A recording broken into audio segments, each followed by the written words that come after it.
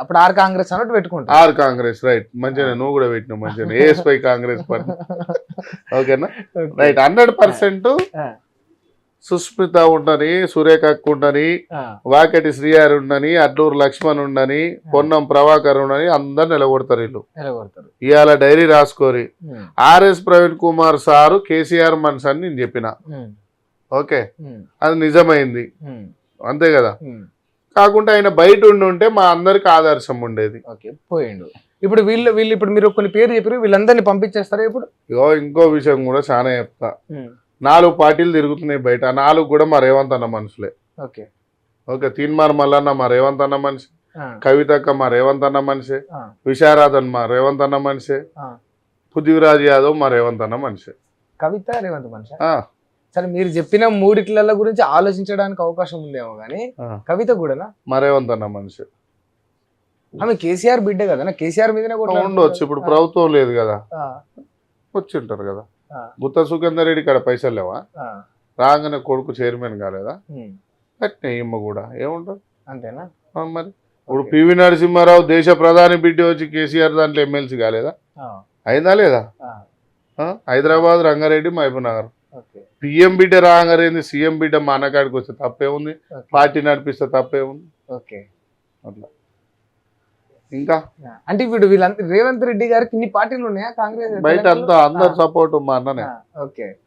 Financial గా అన్ని విధాలుగా తెలియదు కానీ పార్టీలు అయితే మద్దతు. ఇప్పుడు మళ్ళా పోయి ఫుట్బాల్ ఆడుతుండు, క్రికెట్ ఆడుతుండు కాంగ్రెస్ ఎమ్మెల్యేలతో. ఓకే, కవితగా పోయితే దండం పెడుతుంది అప్పుడప్పుడు. విశారాధన్ రేవంత్ మంచోడే కానీ కాంగ్రెస్ వాళ్ళు మంచోదిగా అంటాడు. ఇక అనిపిస్తుంది ఒక్కొక్క మాట కానీ చూస్తున్నాం, ఇంకా చూస్తున్నాం మేమంతా. వచ్చిన కొడుకులు పోయి పోచారం శ్రీనివాసరెడ్డి వీళ్ళంతా ఎగురుతురు కదా. బిడ్డ మీ సంగతి చెప్తాం. కాంగ్రెస్ పార్టీ గురించి నాలుక జారితే, కాంగ్రెస్ పార్టీ మీద ఎత్తి పోసి మాట్లాడితే బిడ్డ ఒక్కొక్కరికి డ్రాయర్లు కూడా మిగిలే చెప్తున్నా. మళ్ళా చెప్తున్నా, కాంగ్రెస్ పార్టీ అంటే ఆయన అబ్బో నేను కాంగ్రెస్ కండువా కప్పుకోలే, ఇంకా జర్రుంటే కప్పుకుంటుంటే అంటే ఏం కండువా కప్పుకున్నావు అంటే ఆయన ఏమంటాడు, నా కొడుకుని బిజినెస్ కోసం కాంటాక్ట్ లో పైసలు ఉంటే పంపించిన రాలేదు, మీ అయ్య కండువా కప్పుకుంటూ ఇస్తా అన్నాడంట. సరే ఈయన కండువా కప్పుకుంటా, ఏం బట్టనా నువ్వు ఇస్తావా అన్నాడంట. ఇస్తావా అంటే ఆయనకు అప్పచెప్పిండంట, పోయిండంట. ఏమన్నా మళ్ళా పొంగులేటికి అప్పచెప్పిండంట. మళ్ళీ ఏం నరేందర్ రెడ్డికి ముగ్గురు ఇవ్వకుంటేనంట బయటకు వచ్చి ప్రెస్ మీట్ పెట్టిండట. అంటే నీ బిల్లుల కోసం వచ్చినావు కానీ ప్రజల బావు కోసం రాలే పోచారం, రాలే. ఇక మైపాల్ రెడ్డి అయితే ఆయన ఓ మా సార్ వెనుకనే ఉంటాడు, అక్కడనే ఉంటాడు అంటాడు. మరి పీకనీకి వచ్చినావా కాంగ్రెస్ పార్టీలకు? పోచారం శ్రీనివాసరెడ్డి, మైపాల్ రెడ్డి, ఇంకో ఆయన సాలే మా పార్టీకి గెలిచింది మంచిగానే ఉందిరా భయ్, పీకనీకి వచ్చారా మీరు అంతా? మా పొట్టల మీద కొట్టిరు కదా మీరు వచ్చి. ఒకడైతే ఆడోడు సంజయ్ వచ్చిండు, ఆయన శిష్యుడు కూడా మా జీవన్ రెడ్డి శిష్యుడిని చంపే. ఏం చెప్పాలి కాంగ్రెస్ పరిస్థితి, ఏం చేయాలి? మొన్నటిదాకా 10 ఏళ్ళు ఆ కొడుకులే టార్చర్ పెట్టిరు మమ్మల్ని, ఇప్పుడు వచ్చి ఆ కొడుకులే టార్చర్ పెడుతురు, మళ్ళీ వచ్చి ఇళ్ళకి వచ్చి. అట్లా బాధ అనిపిస్తుంది. ఇక రేవంత్ నాకు అర్థమైతేనేమో థ్యాంక్ యూ, అర్థం కాకుంటే ఏమని బాధ అంది. ఇప్పుడు సరే ఫైనల్ గా నాకు ఒక్క విషయం చెప్పండి, ఇంటర్వ్యూ క్లోజ్ చేసే ముందు. ఇప్పుడు కొండే సురేఖ గారి విషయంలో వాళ్ళ పిఏ అంశం వచ్చింది బయటికి, కిడ్నాప్ చేసిరు అని అన్నారు, ఆయన పైన భూ కబ్జాల కేసులు అని అన్నారు, కిడ్నాప్ చేసిరు అన్నారు, రోహిన్ రెడ్డి గన్ను పెట్టిండు అన్నారు, అన్ని అన్నారు.